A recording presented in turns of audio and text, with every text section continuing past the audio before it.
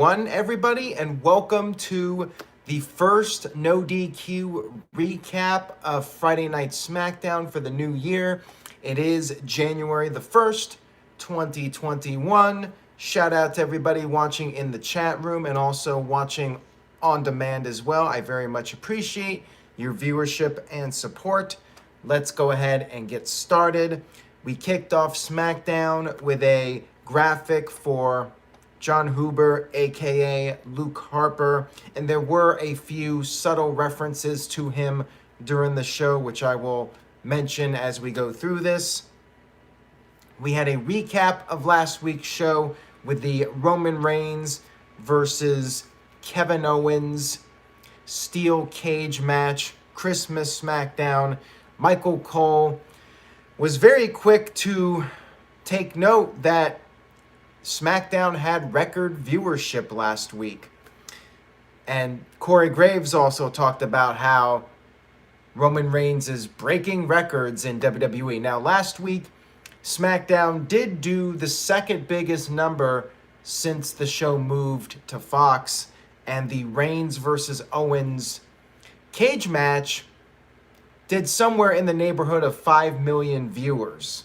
Now, of course, there was an NFL game, which did a very big number and gave WWE a massive lead-in. I'm guessing they will not be doing anything close to even 3 million viewers this week. Probably back to like the 2.1, 2.2. If they do anything more than that, then the Christmas show was a major success for WWE because they kept some of those viewers from that NFL game. TJS with a $3 super chat. First super chat of 2021. TJS, you are now in the No DQ record book. You know what? I do not have the championship, but TJS, I'm officially proclaiming you the first No DQ super chat champion of 2021, since you're the first super chatter. He says, worst show of the year across all companies. You know what? You could also say it's the best show of the year from all companies. You could go either way with that one. Congratulations, TJS. Enjoy your championship. We had Roman Reigns come to the ring.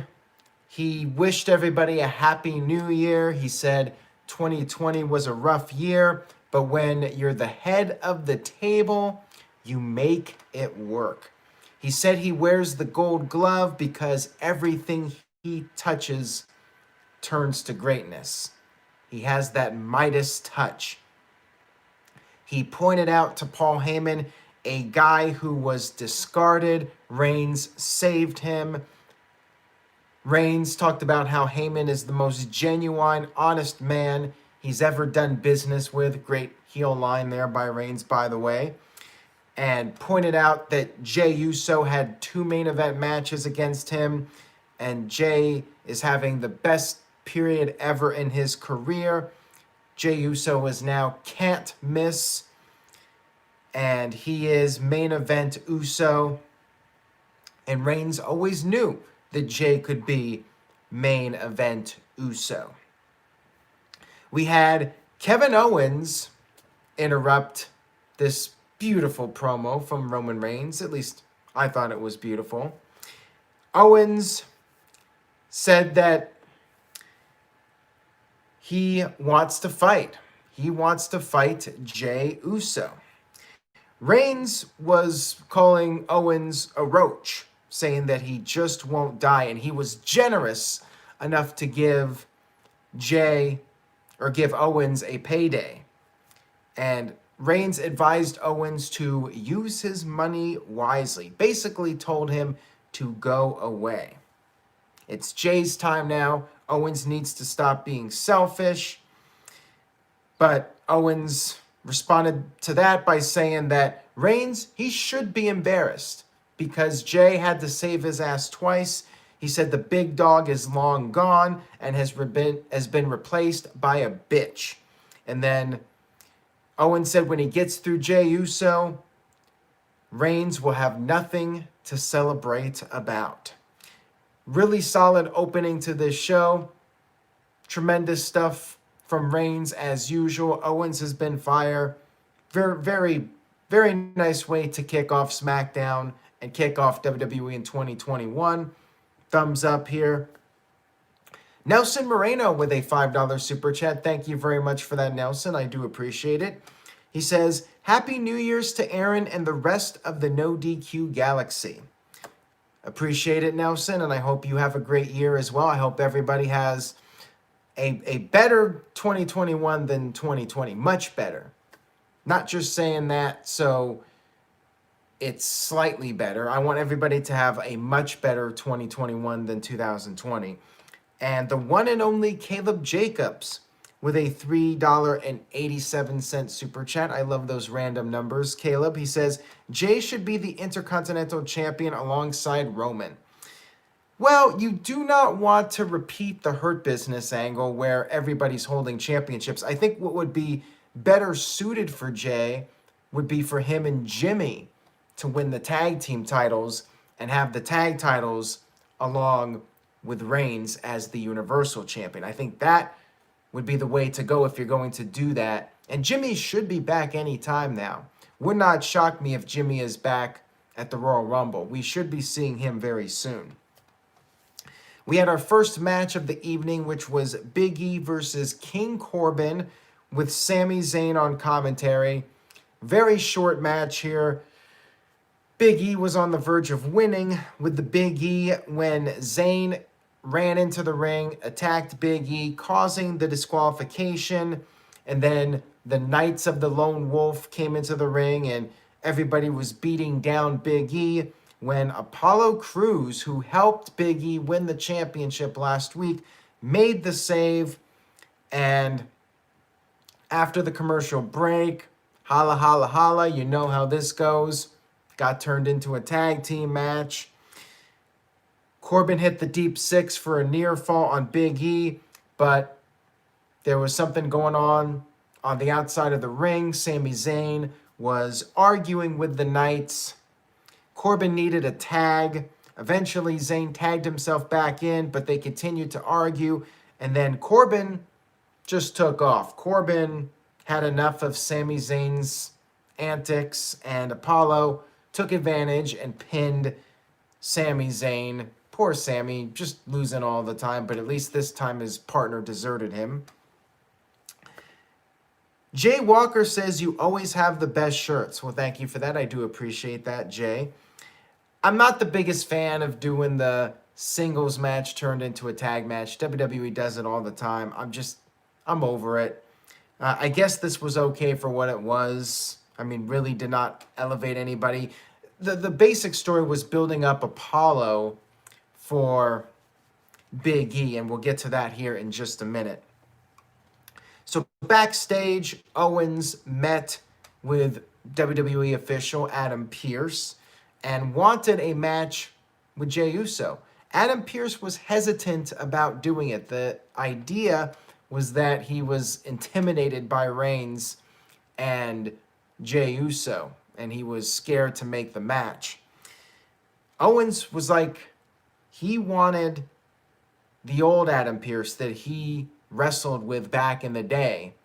He brought up their history in the wrestling business. He wants that Adam Pearce to basically grow some balls and make the match. And eventually, Pearce did agree to make the match, but then he had this very concerned look on his face, like he's gonna have repercussions for that one.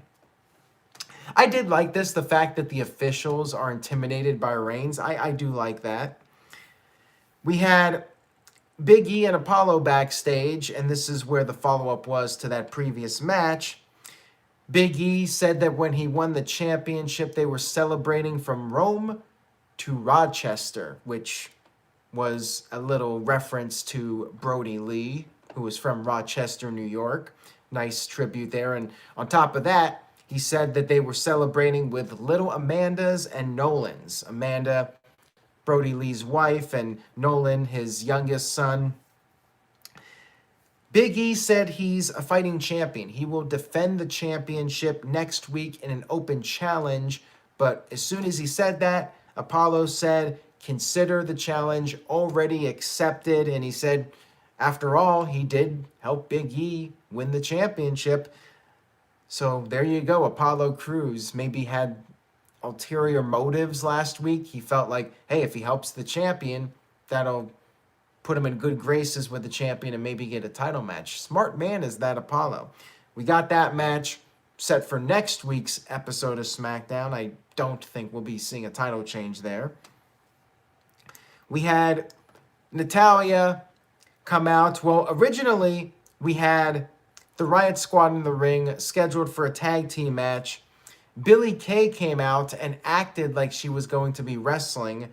Tamina came out, and then Natalya came out, and they went to the ring, and you had Billie Kay just standing there, basically left out of the equation. By the way, Natalya has an updated version of her theme song. Still sounds like the old Bret Hart song a little bit, but a new theme. I'm guessing composed by Def Rebel, whatever the hell the group is called. We had the tag match. Billie Kay was out there, and midway through the match, she started cheering on the other team, the Riot Squad, instead of Natalya and Tamina. And apparently it worked because Liv Morgan was able to score the victory over Tamina. Billie Kay was all celebrating and very happy, so it looks like now she's going to latch on to the Riot Squad and try to get in their good graces. Elan Brown says Billie Kay is hilarious. Yeah, this was amusing. I'm not really sure where this is going, but I was entertained by it. Psycho Jet Black with a $2 super chat. First one from Psycho Jet Black of the new year. He says, does Apollo need a new gimmick to get over in WWE? Heel turn maybe? And JSpin401 brought up a heel turn in the chat room. Every time we think he's going to do it, he doesn't do it. Maybe this will be the time. But yeah, he's still kind of doing the smiley baby face. And I think a heel turn would at least give him an opportunity to try something different. I would be all for it. But hopefully he can pull it off. The question is, can he cut those heel promos? You know, when he talked about how he helped Big E win, he showed a little bit of arrogance there. So maybe there's something with Apollo, but time will tell if WWE will actually pull the trigger or if he'll just lose and go back to catering and then show up every 2 or 3 months and get a renewed push and he's smiling again. So I don't know. We'll see if WWE tries something different with him next week. Backstage, we had Roman Reigns talking about how the person who made the match, Jey Uso versus Kevin Owens, doesn't appreciate him. And he asked Paul Heyman to go find out who made the match. Was Roman Reigns not watching the show?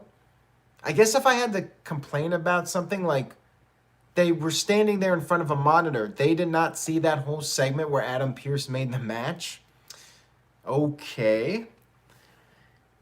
Nick Lavin with a $2.79 super chat. Thank you for that, Nick. I appreciate it. He says, Apollo would do well in the Hurt Business. Well, he is not on Raw anymore, so that's pretty much out, unless he got traded to Raw. But they already did that storyline with Apollo and the Hurt Business, and I think he's better off being away from them at this point. But yeah, he could definitely benefit from a mouthpiece.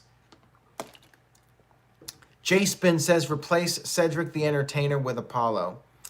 Apollo, he could pull it off without those guys, I think, if he was given the opportunity. At least he would have a chance.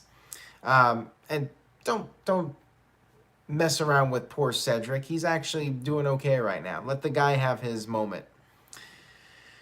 But yeah, they already did that whole trying to recruit Apollo storyline, as Kim Hall pointed out. We had a tag team match, another one on this show. We had quite a lot of tag team matches on this show, actually. I think we had 4, if I'm counting correctly. We had our third one of the evening. We had Sasha Banks teaming up with Bianca Belair against Bayley and Carmella. Carmella, during the commercial, super kicked the arm of Bianca, and the heels worked over the arm for a while. But later on in the match, the faces got back into it. Sasha put on the bank statement on Carmella, but then Reggie pulled Carmella out of the ring, got into the ring, and rolled back out of the ring, got on the apron. Sasha was getting distracted. Carmella tried to take advantage, but Sasha did catch her. Then Reggie once again got on the apron, and this time it worked. Carmella took advantage and hit the Mela Buster, like the Bronco Buster, to pick up the win, or not the Bronco Buster, the X Factor. X-Pac's old finishing move, that face smasher that he does, and now Carmella does it. She won the match. Stupid baby face. First one of 2021 goes to the SmackDown Women's Champion, Sasha Banks, for continually being distracted by the guy on the outside. Although wouldn't it be a DQ if he pulls out Carmella because he's actually touching a competitor in the match and interrupting a pinfall attempt? I don't know. I would think that there would be some kind of DQ with all that interference that he was doing. But whatever. Carmella wins. Feud must continue. They'll probably do one more match at the Royal Rumble. I mean, the match was great, but, sometimes I get tired of these feuds where the babyface wins and then the heel gets another match. It happens all the time in WWE, and to me, it's tedious. And it's the same thing over and over again. I want to see something different. I'm tired of that. Like, at least if you're going to do a feud, maybe have the heel win the first match. Now, granted, Sasha was champion, but it just feels like they're dragging this out one more pay-per-view because they're saving Sasha's next feud for WrestleMania, which is fine. Gives Carmella another match, but don't think she's gonna win the title. And Elan Brown says champions should not lose on TV. And if it was done once in a while, it would be fine. But that too seems to happen a lot where the champion loses. And Sasha's been a pretty credible champion. But yeah, they just do that so Carmella can get another title match instead of finding other ways to build up challengers. Mo Camera with a $7 super chat. Thank you, Mo Camera. His first one of 2020. He says, Vince McMahon is disgusting. He didn't do no tribute for Brody Lee. Just showed a graphic for him for 1 second in the beginning of Raw. Okay. WWE, I think, did enough. They did the graphic. There were references to him on both shows. And there was a graphic on NXT, and they've done all of the video clips on social media. They're doing a Luke Harper Best of series on the WWE Network. He did not work for the company. He worked for AEW. And I think AEW was going to do that kind of tribute all along. There was no need for WWE to try and top AEW with the tribute, trying to do the 10 bell salute and all that stuff. That was AEW's thing. I think what WWE did was fine. It wasn't like Brody Lee was WWE's top star, and he wasn't even working there. When Owen Hart and Eddie Guerrero passed away, they were active members of the WWE roster, so you would expect WWE to do a full-blown tribute for them. But yeah, to argue about that, I think is a bit silly, in my opinion. Caleb says, I missed his second super chat. Well, I will try to see if I can find that. Okay, here we go. Caleb Jacobs sent in a $2 super chat. Thank you, Caleb.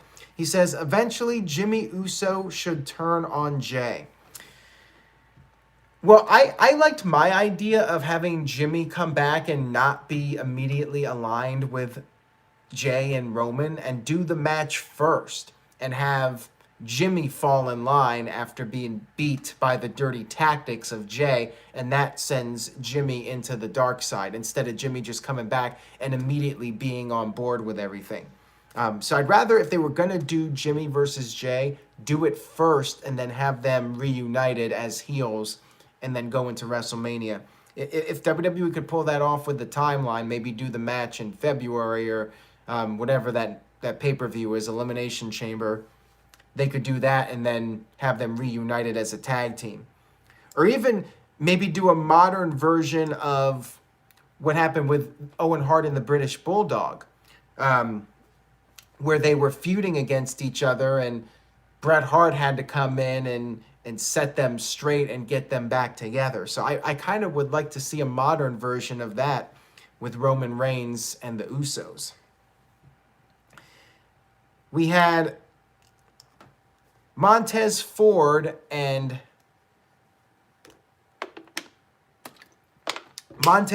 Angelo Dawkins, the Street Profits, come out, the tag team champions, to celebrate 2021. They told 2020 to get to stepping.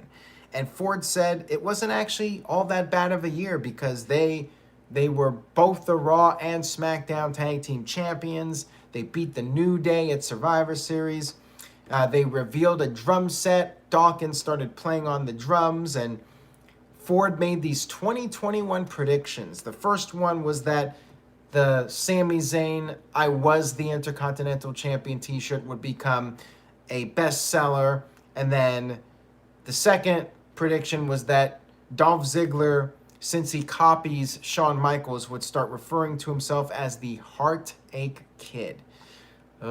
Street Profits back to the cringy comedy. And thankfully, this was ended very quickly. Robert Roode attacked Dawkins. Ziggler hit the super kick on Ford. They beat the crap out of both of them with steel chairs, and they used the chair on Ford's leg repeatedly. Problem with this, I was happy to see Ziggler and Roode crash this celebration, which is not the way it should be. I should be wanting to see the Street Profits get revenge on them, but I'm actually happy that they got beat up because that promo was just, it was bugging me. The Heartache Kid and the Dolph Ziggler Shawn Michaels comparisons, like, it was funny 6 years ago, but I mean, you're not letting it go. Like, he does the Shawn Michaels moves. We've made the jokes about it, but you know, it's a very outdated joke. TJS with a $5 super chat says, the Rumble feels like rematches. Roman Reigns, Kevin Owens, Melina, Mella, and Sasha Banks, Big E and Sami Zayn. Well, I'm not sure that's confirmed. Fiend and Randy Orton. Hope the Royal Rumble matches are good. Once crowds are back, how long until the Royal Rumble turns face? Answer at the end. Well, too late. I already brought it up. Oh, and see, when you say RR, I think Royal Rumble, not Roman Reigns, so I just totally sounded like an idiot there. How long until Roman Reigns turns face? Yeah, I'll talk about that at the end because that's a pretty deep topic. All right, so we had Backstage, Ziggler and Roode, and I guess their tag team name, I thought they had a different name, but they had a t-shirt that said the Dirty Dogs. Okay. Pretty lame-ass name in my opinion, but hey, maybe it'll work out for them. The Dirty Dogs, basically they wanted a tag team title match against the Street Profits. Well, they wanted a rematch, and they were going to demand a rematch, and they're not going to stop. All right, then. Again, I'm sure it'll be a good match. Street Profits, Roode and Ziggler, but to me, the real money match is the Usos versus Street Profits when Jimmy is ready to wrestle again. We had Daniel Bryan and Otis against Shinsuke Nakamura and Cesaro in the fourth tag team match of the evening. Earlier in the day, footage was shot backstage where Bryan was training with Otis for the Royal Rumble, and they were interrupted by Shin and Cesaro. We had this match, and Otis got the hot tag, hit the Caterpillar, proclaimed 2021. Otis then missed the Vader bomb to Cesaro. Bryan and Nakamura tagged in. Bryan got the yes lock on Nakamura, and picked up the victory. Bryan's momentum continuing into the Royal Rumble, but man, poor Shin. He won the Royal Rumble a couple of years ago, and now he's just losing random tag team matches. Remember when he beat John Cena? Remember when he beat John Cena? Oh, I remember. But yeah, now he's just losing random matches that really don't mean much. I mean, you need to build up Daniel Bryan for the Rumble and potentially for Reigns, so I get that. But yeah, it just sucks that Nakamura has fallen so much, and Cesaro too. But hey, they're getting TV time, right? So that's better than nothing. Mo Cameron with a $4 super chat says, I like KO, but he needs to get rid of the belly. I don't have a problem with KO's physique. I did talk about this on the No DQ&A video live, that historically, I think it's better when you have guys that look like major superstars and look larger than life, but KO has that Mick Foley vibe to him. And speaking of that, we'll talk about the end of the show because there was something else that reminded me of Mick Foley. But yeah, I think of Mick Foley when I think of Kevin Owens. By the way, Mick Foley, best wishes to him. He posted on Twitter that he recently tested positive for COVID-19 and had some symptoms, had to isolate and missed Christmas with his family, and that just really sucks. Best wishes to Mick. Psycho Jet Black with a $2 super chat. Thank you for that, Psycho. He says, Dirty Dogs versus the Street Profits in a Kennel from Hell match. Ooh, that why would you even bring that up? It's 2021. We're all trying to think positive here, and you're bringing up the Kennel for Hell. Why do you do that? Why? We had Paul Heyman backstage letting Roman Reigns know that it was, in fact, Adam Pearce that made the match. See, if Roman Reigns was actually watching the show on the monitor, he would have known this. But now he knew, and Reigns said that Pearce just doesn't get it.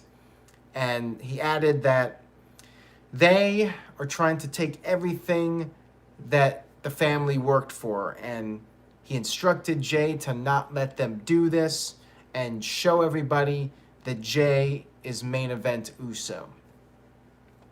We had our main event, Jay Uso in the main event against Kevin Owens. Owens went right after the leg that Jay had injured at the TLC pay-per-view, and Owens did a lot of trash talking. He said that he is going to make Jay pay, and he said, and I quote, "Worst part is it's not even your goddamn fault." We had a goddamn on WWE television, first time in a while. Hopefully I don't get demonetized for saying it. But yeah, we got that line on the show. Was not censored, although I think they tried to after the fact. Which is funny because he said it again. He actually said goddamn a second time. And again, it sounded like somebody attempted to censor it, but they did not succeed. Owens pretty much dominated the match. Motaz says, "You are phony." But am I a big fat phony is the question. Owens dominated this match, and he picked up the win with the stunner. Surprised me a little bit. Jay's been booked pretty well the last couple months, but he got beaten up fairly quickly here. And after the match was over, Owens was going to get some payback. He had some handcuffs. He handcuffed Jay, kept attacking the injured leg of Jey Uso. And he said if Reigns was not going to come out and help his family member, he was going to bring Jay to Roman. So he left the ringside area with Jay. Jay attempted to escape, ran over towards the Thunderdome LED screens.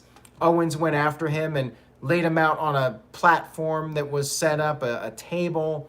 He went up on top of the other platform where the LED screens are. He was going to jump off onto Jay, but that's when Roman Reigns jumped him from behind, and Jay recovered. Roman and Jay beat the crap out of Jay in the stands, I guess, the screen area where all the LED screens are for the Thunderdome. Reigns kept throwing Owens into the screens, and then to finish it off, he took Owens and tossed Owens off the platform all the way down through that table. And Owens took a very Mick Foley-like bump. It reminded me of Mick Foley being thrown off the cage a little bit. It was a really cool ending to the show, and overall SmackDown was good. Yeah, it's kind of frustrating, the fact that we get all these rematches instead of doing some different matches. But the Roman stuff continues to be fantastic. Love the storyline with Owens. I'm okay with it continuing. They'll probably have their final blow-off match at the Rumble. And yeah, SmackDown was good. And I forgot to mention, which is a shame, this is one of the few negatives of the show, in my opinion. I mean, it's positive.